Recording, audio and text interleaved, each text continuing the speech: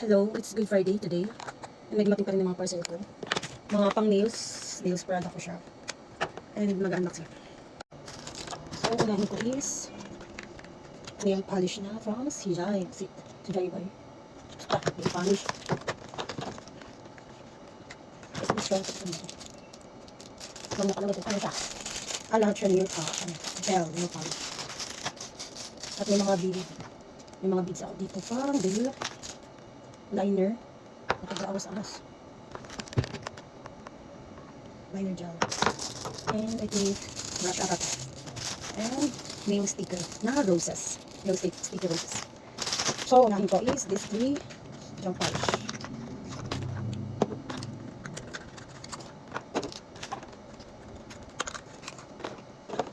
Ganda ang packaging. First time ko lang tumatry. Kasi yes, baguhan pa lang ako sa nail industry. This is choco brown. Ay, maroon. Is matte. May pagka-maroon dark red ganun. This one is, what's this? Ano siya, parang ito, mid-color siya, may pagka-violet na maroon. Ewan ko. And this is neutral quality. Try ko siya later. Ang ganda lang na, hawakan niya, haba. Ito siya. Ganda na brush. And next is this. Ang haba. Ano siya, white na, milky white and gel.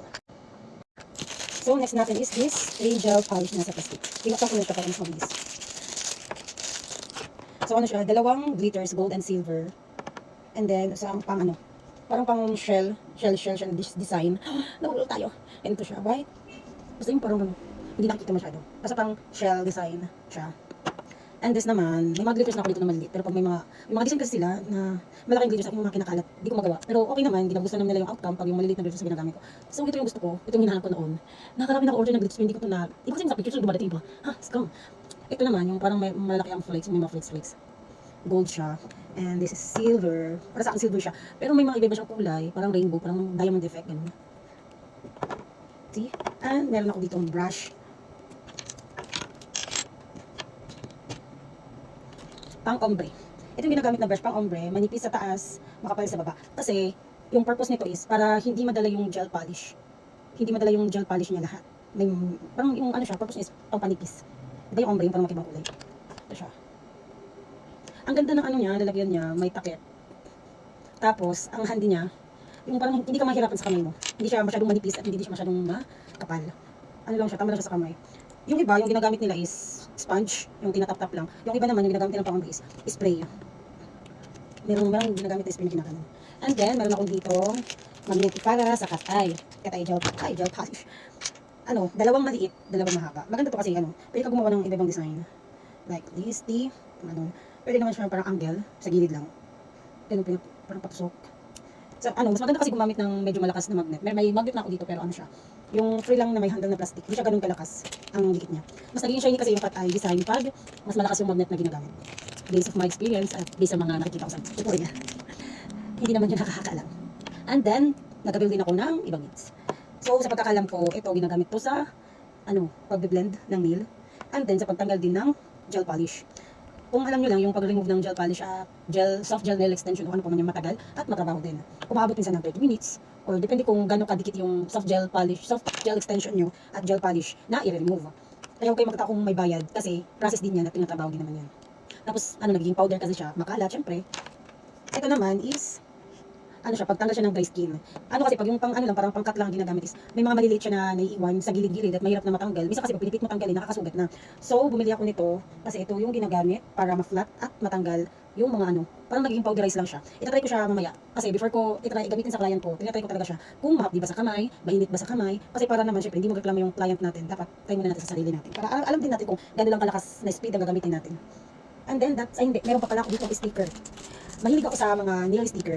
Kahit noong pa man hindi pa ako gumagawa ng mga nail, at ako palang nakapagawa sa iba, mahilig ako sa nail sticker. Kasi parang, ano siya, sa kamay, ito drawing ko lang siya, flower. Ay, hindi. Ito, ano, parang ang, ano niya sa kamay, parang ang linis niya na, at hindi rin na matagal gawin, ididikit lang tapos top coat na, and then okay na, may design na yung nail mo. May mga client din naman ako, mas napapamura kasi sila pag, ano lang, sticker lang yung ilalagay na design.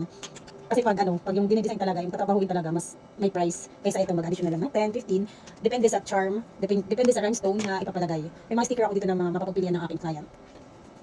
Dahil itry ko yung gel sa kamay ko. Mabilis ang try lang to.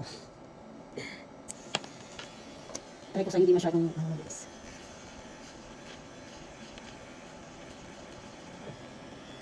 Dito siya nakukuha ng song.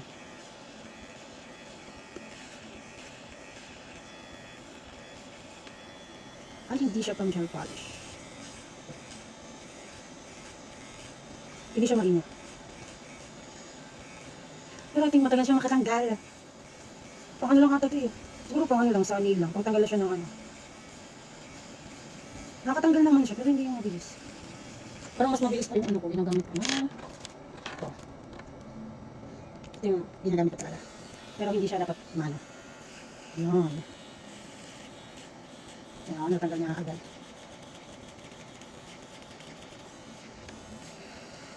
Ganito ka-powderize. Pag tinatanggal yung gel. Ito kasi, hindi siya pwede sa mailagay sa ano, sa skin. Kasi pwede siyang makasugat. Oh gosh. Parang ganito ko. Ano siya, feeling ko pang ano lang, pang tanggal lang siya ng ano, sa nail yung, kailangan kasi tanggalin yung shiny part ng nail niya para mas maging makapit yung gel polish or yung gel nail extension. Pati yung glue. Pang tanggal lang ito siya dito. Mahirap siya makatanggal ng ano. Dito lang talaga siya. Yun. Siguro ito na lang gagamitin. Ito pang tanggalan ng gel polish. Ito gamitin ko sa pangganyan. Parang mas safe ata siya sa akin. Mahirap gumawa naman sa sariling ko. Lalo na sa kabila. Hindi dapat gumagamit ng mask kasi yung alikabok pwede masibok. Ayun lang to kasi mabilisan niya. And then, this one. Let's brush. Hindi na ako magtatagal ng ano. Hindi siya mainit. Ah, nakakatanggal na talaga. Ano pa guys.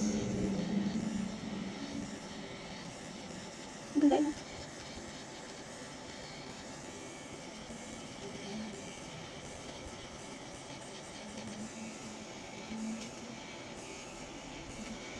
Nag-enjoy. Bye-bye. It's all.